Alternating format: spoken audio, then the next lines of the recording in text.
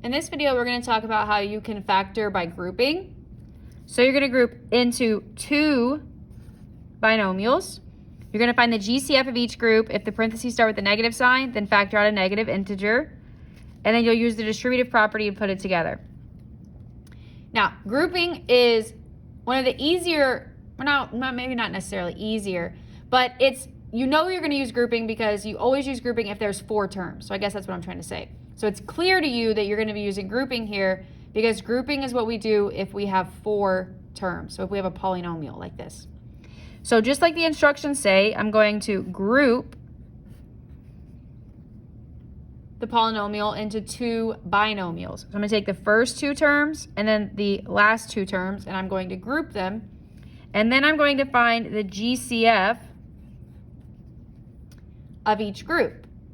Okay, so let's just walk through this. I'm looking at just this first pair, so kind of ignore the second pair there. And I'm going to find the GCF. So I'm looking for what do they have in common? Well, they both have x's, and they both have at least x squared. So x squared is what they have in common. That's the GCF. And so once I find that, I'm going to factor that out. Factoring means divide. So x cubed divided by x squared is x. 2x squared divided by x squared is 2. And so then I close that off.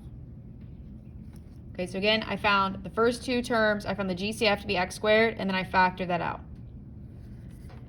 Now I'm going to look at the second pair. The biggest number that goes into 3 and 6 is 3. This term has an x, but this one doesn't. So that means they do not have x's in common. The only thing they have in common is this factor of 3. So I'm going to go ahead and factor that out. 3x divided by 3 is x. 6 divided by 3 is 2. Now, the nice thing about grouping is that you know you did it correctly if your two factors here, your two sets of parentheses, are identical. If these are identical, then you did it correctly, most likely. So then for your answer, you're going to have two factors. One of them is going to be the two GCFs. So x squared plus 3 in this problem, x squared plus 3.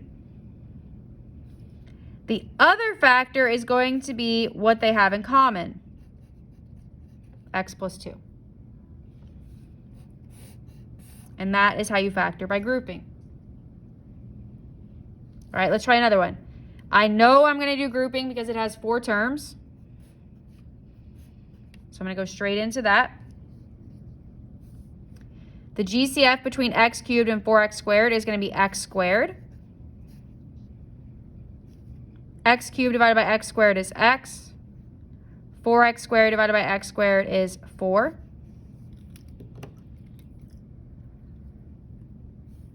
Then if I look at the second pair, the biggest number that goes into both of those is 6.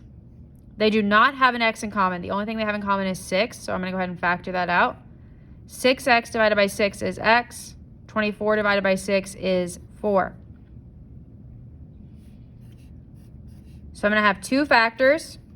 The first one will be the two GCFs here, so x squared plus 6. The other one will be what they have in common, x plus 4. So that is my answer there. Now, if you want to always, check your answer, you can always FOIL. And when you FOIL, you should get back to your original statement. Okay, we'll do a couple more here. I want to jump to number 29.